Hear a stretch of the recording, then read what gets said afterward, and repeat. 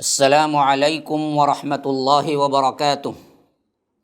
ان الحمد للہ نحمده ونستعینه ونستغفره ونؤمن به ونتوکل علیہ ونعوذ باللہ من شرور انفسنا ومن سیئات اعمالنا من يهده اللہ فلا مضل له ومن يضلل فلا هادی له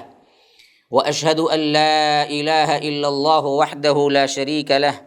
واشهد ان محمدا عبده ورسوله اما بعد فان خير الحديث كتاب الله وخير الهدي هدي محمد صلى الله عليه وسلم وشر الامور محدثاتها وكل محدثة بدعة وكل بدعة ضلالة وفي رواية وكل ضلالة في النار فاعوذ بالله من الشيطان الرجيم وَإِذْ قَالَ لُقْمَانُ لِابْنِهِ وَهُوَ يَعِظُهُ يَا بُنَيَّ لَا تُشْرِكْ بِاللَّهِ إِنَّ الشِّرْكَ لَظُلْمٌ عَظِيمٌ اللهم أرنا الحق حقا وارزقنا اتباعه وأرنا الباطل باطلا وارزقنا اجتنابه اللهم علمنا ما ينفعنا وانفعنا بما علمتنا وارزقنا علما رب اشرح لي صدري ويسر لي أمري واحلل عقدة من لساني يفقه قولي۔ اس اللہ کے نام سے ابتدا جس کے ناموں کی کوئی انتہا ہی نہیں۔ وَلَوْ أَنَّ مَا فِي الْأَرْضِ مِن شَجَرَةٍ أَقْلَامٌ وَالْبَحْرُ يَمُدُّهُ مِن بَعْدِهِ سَبْعَةُ أَبْحُرٍ مَا نَفِدَتْ كَلِمَاتُ اللَّهِ۔ اس ذات اقدس پر کروڑوں درود و سلام ہوں جو تمام جہانوں کے لیے رحمت للعالمین بن کے آئے تھے۔ اللہم صلی علی محمد وعلی آل محمد کما صلیت علی ابراہیم وعلی آل ابراہیم انک حمید مجید وبارک علی محمد وعلی آل محمد کما بارکت علی ابراہیم وعلی آل ابراہیم انک حمید مجید۔ برادران اسلام، واجب الاحترام بزرگوں، دوستوں، عزیز ساتھیوں، لائق احترام ماؤں اور بہنوں، اللہ تبارک و تعالیٰ کا بے انتہا فضل و احسان ہے کہ اس نے ہمیں MSLI لائیو ٹی وی کے ذریعے اسلام کی نشر و اشاعت کی اور اس کو پھیلانے کی توفیق عطا فرمائی۔ اسی سلسلے میں اسلام کے بنیادی عنوانات جس پر ہر زمانے میں کتابیں لکھی گئی، جس کو پڑھایا گیا، سمجھایا گیا، اور جس پر باقاعدہ سلف سے لے کر آج تک تدریس کی شکل میں، کلاسز کی شکل میں یا مدارس کے اندر یا اسی طرح کالجز میں پڑھایا گیا، ان عناوین کو ہم نے عام فہم انداز میں آپ کے سامنے پیش کرنے کی کوشش کر رہے ہیں۔ اسی تسلسل میں عقیدۃ الاسلامیہ کا مضمون جس کے تحت میں گفتگو کرتا آ رہا ہوں، گزشتہ کا جو درس آپ کے سامنے آیا تھا، یہ درس اور اس سے پہلے کے کچھ دروس خاص کر میں نے یہ سمجھانے کی کوشش کی کہ وہ الفاظ، وہ اعتقادات جو کہ آج امت میں بہت عام ہو چکے ہیں، اور برے علماء سو، پیٹ بھرو مولوی، جیب بھرو پیر، اس کو ایسے اشاعت کیے، ایسے بتایا گویا کہ یہی اسلام ہے، حالانکہ وہ عین شرک ہے۔ تو اس حیثیت سے میں نے چند الفاظ پر، چند اعتقادات پر گفتگو کی، جیسا کہ اللہ کے علاوہ اوروں کو مشکل کشا سمجھنا، حاجت روا سمجھنا، اللہ کے علاوہ دوسروں کو بھی عالم الغیب سمجھنا، اللہ تبارک و تعالی کے علاوہ دوسرے بھی کائنات میں تصرف اختیار کرتے ہیں، کائنات میں ان کی بات مانی جاتی ہے، اور اسی طرح خاص کر درود کی فضیلت کے نام پر اللہ کے رسول صلی اللہ علیہ وسلم کا ذات کے ساتھ آ کر مدد کرنا، کہیں سے بھی پکارو، کہیں بھی درود پڑھو، اللہ کے رسول صلی اللہ علیہ وسلم خود آ کے مدد کرتے ہیں۔ یہ تمام وہ خیالات، وہ باطل نظریات ہیں جو کہ اسلام سے میل نہیں کھاتے، بلکہ شدید طور پر اسلام میں، قرآن اور حدیث میں اس کا رد کیا گیا ہے۔ اللہ تبارک و تعالی ہی غائبانہ مدد کرنے والا ہے، اللہ تبارک و تعالی ہی مشکل کشا ہے، اللہ تبارک و تعالی ہی عالم الغیب ہے، اس کے علاوہ کوئی نہیں ہے، یہی درس دیا گیا اور یہ شرک عظیم قرار دیا گیا۔ شرک کی مذمت قرآن میں کیسے ہوئی ہے تو یاد رکھیے، اسلام کے کسی مسئلے پر اتنا زور قرآن و سنت میں نہیں دیا گیا جتنا کہ شرک اور توحید پر دیا گیا، جتنا زور بھی ہے، بلکہ بعض علماء نے تو پورا کا پورا قرآن ہی توحید پر مبنی ہے، ان کے اپنے اقوال اس کی روشنی میں دیکھا جائے تو امام ابن القیم فرماتے ہیں کہ القرآن کلہ التوحید، امثال ہوں، اسی طرح کیا ہے، احکامات ہوں، معاملات ہوں، واقعات ہوں، ان تمام کے ذریعے رب العالمین نے اصل میں توحید پر ہی بات کی ہے، قرآن کل توحید ہے۔ اور اس کے برعکس بدبخت ترین وہ لوگ بھی آئے جو صوفیہ کے نام پر پیدا ہوئے، جنہوں نے کہا کہ قرآن سراپا پورا کا پورا شرک ہے۔ ایسا کہنے والا بھی، جسے شیخ اکبر کہتے ہیں، ابن عربی فتوحات مکیہ کے نام سے جو لکھا اس کتاب میں اس نے کہا کہ یہ تو شرک سے بھرا ہوا ہے، جس کو رب العالمین توحید کے لیے اتارا۔ ایسے بدبخت ترین انسان کو بڑے بڑے لوگ وہ ہیں جو شیخ اکبر لکھتے ہیں، ان کے عقل پر ماتم کیا جائے یا کیا کیا جائے پتہ نہیں۔ اللہ جس کو گمراہ کرنا چاہے اسے کوئی ہدایت نہیں دے سکتا، اور جس کو ہدایت دے دے اسے کوئی گمراہ نہیں کر سکتا۔ تو اس طرح اسی واسطے ہمیں اس مسئلے پر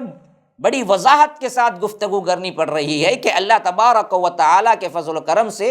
جو وضاحتیں میں دے رہا ہوں، اس سے امید ہے کہ یہ مغالطے جو انہوں نے صدیوں سے، سالوں سے پھیلا رکھے ہیں، عوام کے ذہنوں کو بالکل معوف کر دیا ہے، شرک اور توحید کو اس طرح خلط ملط کر دیا کہ واضح طور پر سمجھ ہی نہیں آ رہا۔ اس واسطے میں اس کو وضاحت کر دوں اور اس باطل عقیدے کو جس طرح انہوں نے حق کے ساتھ ملا دیا، جیسا کہ بنی اسرائیل کا وصف تھا، وَلَا تَلْبِسُوا الْحَقَّ بِالْبَاطِلِ، کہ یہ لوگ باطل کا رنگ چڑھا کر حق کو مشتبہ بنا دیتے ہیں۔ یہی حال ان بدبختوں کا بھی ہے جو نئی تہذیب، نئی شریعت، نیا اسلام لے کے آئے تھے 18ویں صدی کے اندر، انگریز کی یہ پیداوار، جنہوں نے ایک شکل ہی بنا دی، رسومات کا ایک گندا کیا ہے، ایک ایسا خاکہ دے دیا جس میں مسلمان یہ سمجھتا رہے کہ وہ مسلمان ہے، حالانکہ شرک اور بت پرستی کے بالکل قریب پہنچ جاتا ہے۔ تو ان مضامین کو میں آپ کے سامنے تفصیلاً بیان کرتے ہوئے اب ایک نظر آئیے قرآن مجید نے شرک کی مذمت میں،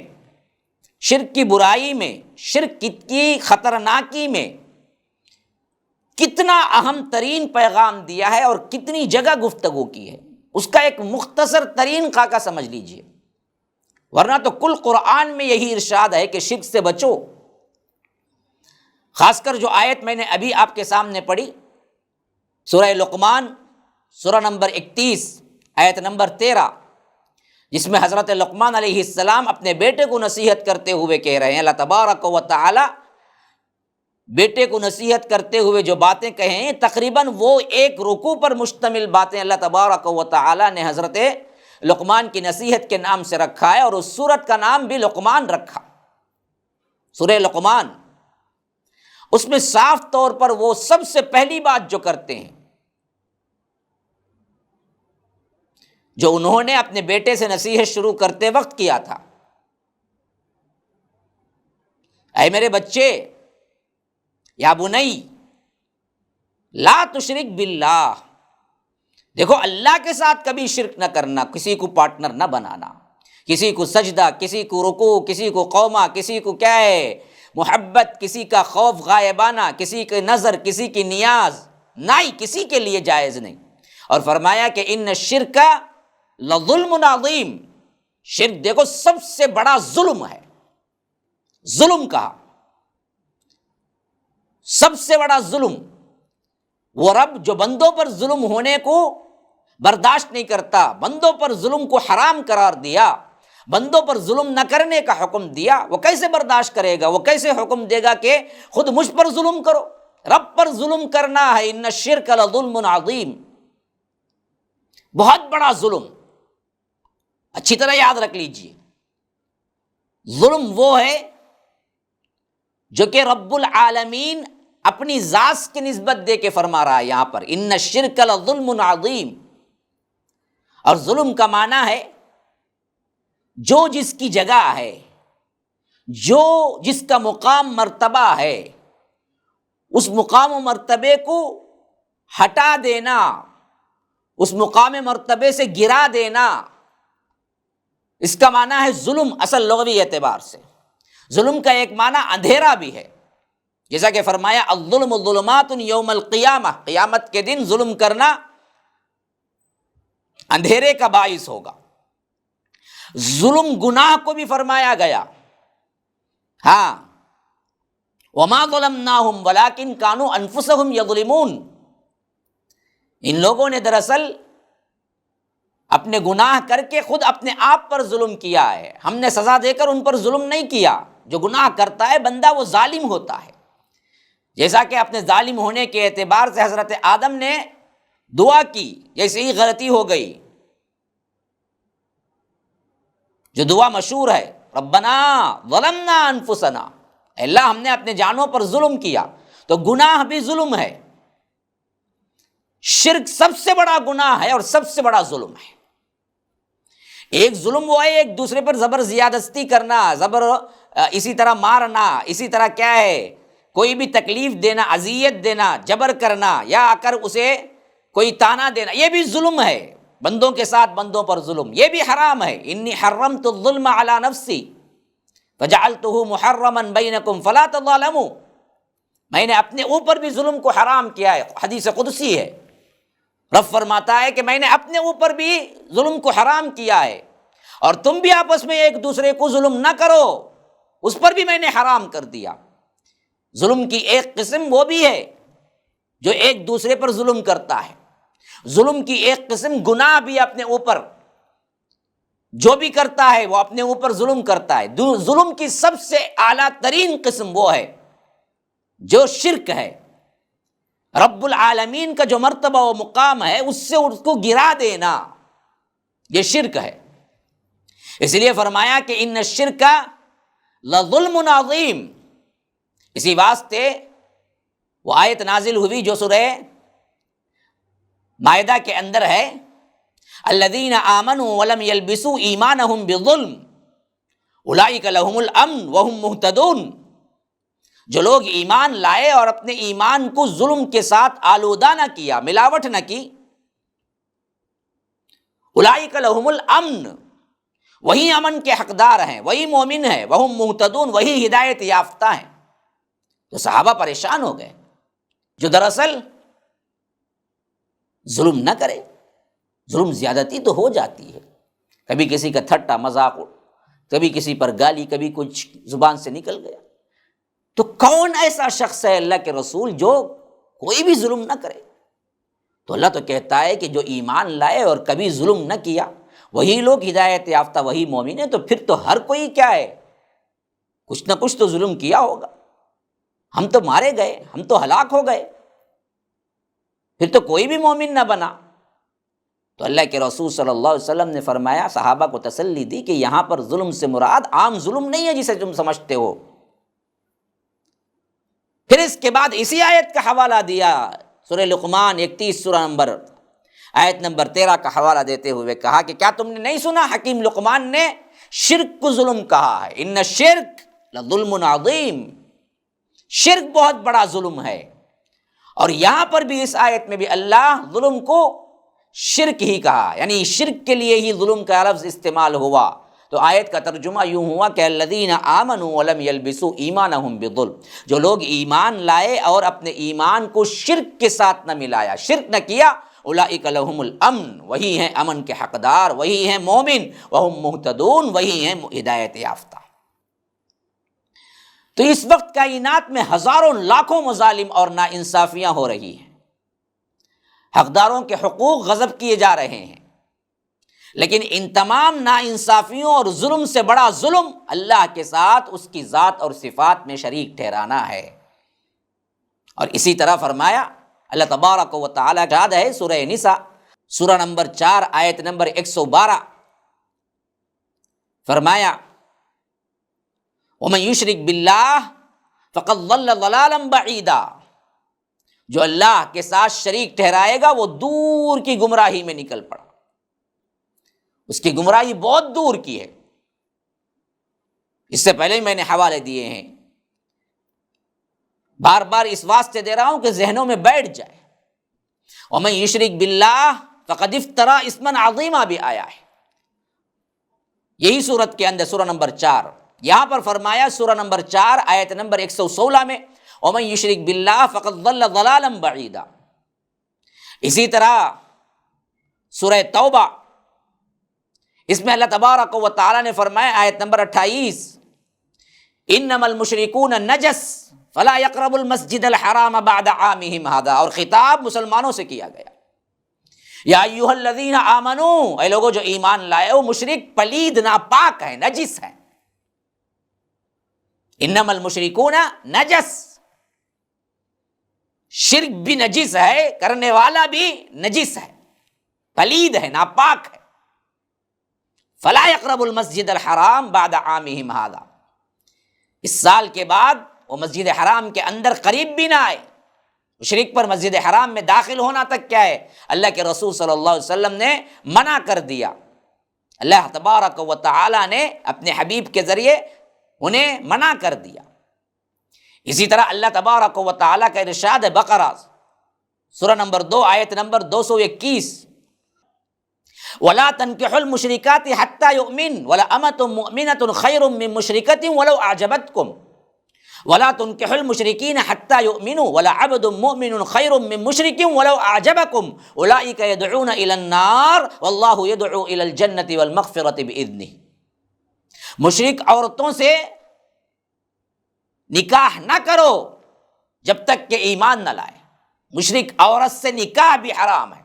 خواہ وہ مشرک عورت تم کو کتنی ہی بھلی اور خوبصورت نہ لگے، اس سے بہتر مومنہ لونڈی ہے۔ ایک مومن لونڈی حسب و نسب والی خوبصورت ترین مشرک عورت سے بہتر ہے۔ رب کہتا ہے کہ شرک اتنی نجس اور اتنا کیا ہے، اتنی گندگی ہے، اس لیے فرمایا کہ مشرک عورتوں کو ہرگز بھی نکاح میں نہ لائیں جب تک کہ وہ ایمان نہ لائیں، خواہ تم کو کتنی ہی محبوب کیوں نہ ہو۔ اس سے ایک بہتر یہ ہے کہ ایک مومن لونڈی مل جائے، اور مشرک مرد مومن عورتوں کی ان کی زوجیت میں نہ لائیں، نہ نکاح کرواؤ جب تک کہ ایمان نہ لائیں، کیونکہ مشرک مرد چاہے کتنا ہی بھلا ہو، ایک مومن غلام اس سے بہتر ہے، کیونکہ وہ دوزخ کی طرف بلاتے ہیں، اللہ جنت کی طرف، اس کی مغفرت کی طرف بلاتا ہے۔ اسی طرح والدین کے سلسلے میں فرمایا وَإِن جَاهَدَاكَ لِتُشْرِكَ بِي مَا لَيْسَ لَكَ بِهِ عِلْمٌ فَلَا تُطِعْهُمَا، دیکھو ماں باپ کوشش کریں کہ تو میرے ساتھ مل کر تو بھی شرک کرے تو ان کی اطاعت نہ کرنا، ماں باپ کی بھی اطاعت نہیں شرک میں۔ بعض لوگ یہ حوالہ دیتے ہیں مولوی صاحب بات تو سمجھ آ رہی لیکن امی لے جا رہے ہیں، امی درگاہ کو جا رہے ہیں، اس وقت تیرا ساتھ نہ دینا، ماں باپ بھی کہیں، والدین کا بہت بڑا حق ہے، لیکن شرک میں نہیں۔ وَإِن جَاهَدَاكَ عَلَىٰ أَن تُشْرِكَ بِي مَا لَيْسَ لَكَ بِهِ عِلْمٌ فَلَا تُطِعْهُمَا، ان کی بات ہرگز نہ مانو، خواہ وہ ماں ہو یا باپ ہو، کوئی بھی ہو۔ شرک کی بات ہے، درگاہ کو جانا ہے، کسی کے سامنے جھکنا ہے، کسی سے غائبانہ دعا کرنا ہے، خواہ وہ تمہاری ماں کہہ رہی ہے، باپ کہہ رہا ہے، بڑا کہہ رہا ہے، بزرگ کہہ رہا ہے، پیر کہہ رہا ہے، کوئی بھی کہہ رہا ہے، کسی کی نہ مانو، فلا تطعهما۔ اسی طرح فرمایا کہ معافی ہرگز بھی نہیں، ان اللہ لا یغفر ان یشرک بہ ویغفر ما دون ذلک لمن یشاء، جسے چاہے اللہ تبارک و تعالی معاف کر سکتا ہے، جس گناہ کو چاہے معاف کر کے اللہ جنت بھیج سکتا ہے، لیکن شرک کو نہیں معاف کرے گا، یاد رکھو۔ اس آیت کی شرح میں یہ بات بھی سن لیجئے، صحابہ نے پوچھا وَإِن زَنَا وَإِن سَرَقَ، اللہ کے رسول کیا وہ زانی زنا کرے، چوری کرے تب بھی؟ کہا کہ تب بھی۔ صحابہ حیران ہو کے پوچھے، دوسری مرتبہ پوچھے، تیسری مرتبہ پوچھے، اللہ کے رسول نے ایک ہی جواب دیا، کچھ بھی ہو جائے اللہ چاہے تو معاف کرے گا سوائے شرک کے۔ یہ گارنٹی ہے، شرک کے علاوہ کوئی گناہ کرو چاہے تو معاف کرے گا، چاہے تو اس کی سزا ہوگی، اور وہ سزا بھی اس واسطے ہوگی کہ گناہوں کو مٹا دے۔ کافروں کو سزا ہوگی ذلیل ہوں، ان کے گناہ نہیں مٹیں گے، کبھی وہ جنت نہیں جائیں گے، گناہ جس کے مٹیں گے وہ جنت جائے گا نا جی۔ تو اس واسطے کافروں مشرکوں کو جو سزا ہوگی وہ گناہ نہیں مٹنے والی، عذاب کے طور پر، ذلیل ہونے کے طور پر۔ لیکن مومن کبھی گناہ کر لے جہنم جائے بھی تو وہ جو سزا ہوگی نا وہ گناہ مٹانے والی سزا ہوگی، جس کی وجہ سے وہ جیسے ہی گناہ مٹیں گے اس کی سزا ختم ہو جائے گی اور جنت چلا جائے گا۔ شرط یہ ہے کہ وہ شرک نہ کرے۔ اور مشرک بہت بڑا بہتان باندھتا ہے، بڑی تہمت لگاتا ہے رب پر، یہ کہہ کہ اللہ نے اس کو اختیار دیا، اس کو اختیار دیا، وہ بچہ دینے والے ہیں، فلاں کیا ہے، یہ کرنے والے ہیں، فلاں کیا ہے، قسمت بنانے والے ہیں، فلاں میری مشکل حل کرنے والے ہیں، یہ کہہ کر اس نے بہت بڑا بہتان باندھا ہے۔ وَمَن يُشْرِكْ بِاللَّهِ فَقَدِ افْتَرَىٰ إِثْمًا عَظِيمًا، سورہ نمبر 4 النساء آیت نمبر 48۔ جس نے شرک کیا اللہ پر اس نے بہت بڑا بہتان باندھا۔ اور اسی طرح فرمایا مائدہ سورہ نمبر 5 آیت نمبر 72، انہ من یشرک باللہ فقد حرم اللہ علیہ الجنہ ومأواہ النار وما للظالمین من انصار۔ جس نے بھی اللہ کے ساتھ شرک کیا اللہ نے اس پر جنت حرام کر دی ہے اور اس کا ٹھکانہ جہنم ہے، اور مشرک کا کوئی مددگار نہیں، کوئی پرسان حال نہیں، کوئی شفاعت نہیں ہوگی، اللہ کے رسول بھی نہیں کریں گے، یاد رکھ لیجیے، بڑے بڑے انبیاء نہیں کریں گے، خواہ کتنی بڑی کیا ہے نسبت کیوں نہ ہو۔ اسی لیے اللہ کہتا ہے کہ وَمَا لِلظَّالِمِينَ مِنْ أَنصَارٍ، کوئی مددگار نہیں ہوگا اس کا، جو کہتے ہیں نا جی ہمارے فلاں ولی آ کے بچا لیں گے، کچھ بھی کرو، اللہ کی قسم یاد رکھو، ولی تو کیا ہیں، ہزاروں ولی ایک نبی کے بال کے برابر نہیں ہو سکتے، یہاں نبی نے اللہ کے رسول بھی نہیں کر سکتے، ان کے لیے بھی اجازت نہیں ہوئی، جیسا کہ ان کے خود کے چچا ان کی موت واقع ہوئی تو وہ دعا کرنے کے لیے اللہ تبارک و تعالی نے اجازت نہیں عطا کی، دل اندر سے دکھ رہا تھا، مغفرت کے لیے دعا کرنا چاہ رہے تھے۔ سورہ توبہ سورہ نمبر 9 آیت نمبر 113 فرمایا ما کان للنبی والذین آمنوا ان یستغفروا للمشرکین ولو کانوا اولی قربى من بعد ما تبین لهم انہم اصحاب الجحیم۔ نبی اور مومنوں کے لیے سزاوار نہیں، ما کان للنبی والذین آمنوا ان یستغفروا للمشرکین، کہ تم استغفار کرو، تم توبہ کرو، تم ان کی مغفرت کرو جو مشرکین ہیں، ولو کانوا اولی قربى، یہاں تک کہ وہ تمہارے قرابت دار کیوں نہ ہو، ابو طالب کیوں نہ ہو۔ ابو طالب ہی کے سلسلے میں یہ آیت نازل ہوئی، صاف کہہ دیا گیا کہ آپ بھی نہیں کر سکتے۔ اسی طرح اللہ تبارک و تعالیٰ فرماتا ہے مشرک ہمیشہ بزدل ہوتا ہے، سنلقی فی قلوب الذین کفروا الرعب بما اشرکوا باللہ ما لم ینزل بہ سلطانا ومأواہم النار وبئس مثوی الظالمین، سورہ آل عمران سورہ نمبر 3 آیت نمبر 151 کافروں کے دلوں میں شرک کی وجہ سے ہم بزدلی ڈال دیتے ہیں، جس کے اللہ نے کوئی بھی دلیل نازل نہیں کی، ایسا یہ شرک کر رہے ہیں تو اسی واسطے ہمیشہ شکست کھائے۔ تو آج جو توحید پر کامزن ہوں، کتنے ہو قلیل، کتنے ہی کم کیوں نہ ہو، کبھی ڈرنے کی ضرورت نہیں ہے ان کی بہتات سے اور ان کے بہت بڑے مجمع سے۔ اللہ کہتا ہے کہ یہ بزدل ہیں، ہم خود ان کے اندر بزدلی ڈال دیتے ہیں۔ شرک کی وجہ سے عذاب جو ہوگا وہ شدید ترین ہوگا۔ فرمایا وَيُعَذِّبَ الْمُنَافِقِينَ وَالْمُنَافِقَاتِ وَالْمُشْرِكِينَ وَالْمُشْرِكَاتِ الظَّانِّينَ بِاللَّهِ ظَنَّ السَّوْءِ، سورہ فتح سورہ نمبر 48 آیت نمبر 6۔ اللہ منافق مردوں عورتوں اور مشرک مردوں عورتوں کو عذاب دے گا کیونکہ یہ اللہ کے بارے میں بدگمانیاں کر رہے تھے۔ تو یاد رکھیے یہ چند آیات اور بھی ہیں، ہمارا اصل میں وقت ہوا چاہتا ہے، اسی سلسلے کو میں آگے بڑھاؤں گا انشاءاللہ، دیکھتے رہیے۔ مجھے اجازت دیجیے، ھذا وباللہ التوفیق، صلی اللہ وسلم علی نبینا محمد۔ اسأل اللہ لی ولکم ولسائر المسلمین من کل ذنب فاستغفروہ انہ هو الغفور الرحیم۔